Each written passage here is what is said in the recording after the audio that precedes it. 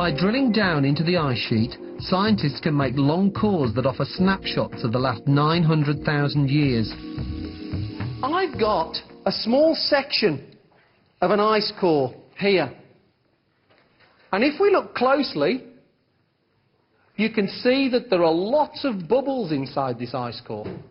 These are tiny atmospheric time bubbles that were trapped when the ice formed thousands of years ago. Now, if we're all really, really quiet, then we can see what happens when we melt this ice.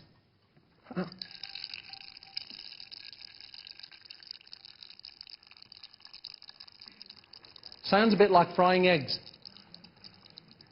When you melt the ice, the bubbles are released and they pop and fizz if you've got deep glacier ice. And it's the air trapped inside these bubbles that tells us what the atmosphere was like from periods long ago. You can tell it from the gas in the bubbles. These bubbles that you can see contain greenhouse gases like carbon dioxide. So we can measure the levels of CO2 that were in the atmosphere for individual years going back almost 500,000 years. That's an amazing amount of time to be able to tell what the atmosphere was like.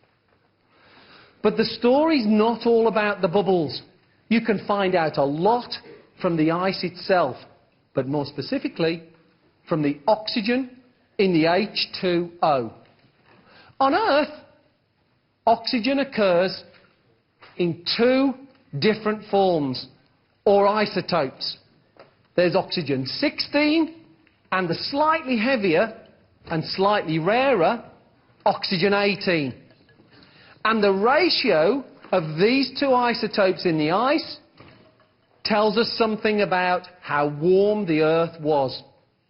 Snow and ice that falls on Antarctica comes from water that's evaporated in the oceans. And the evaporation requires energy. And it takes more energy to evaporate water that contains oxygen-18 than oxygen-16, because it's a bit heavier.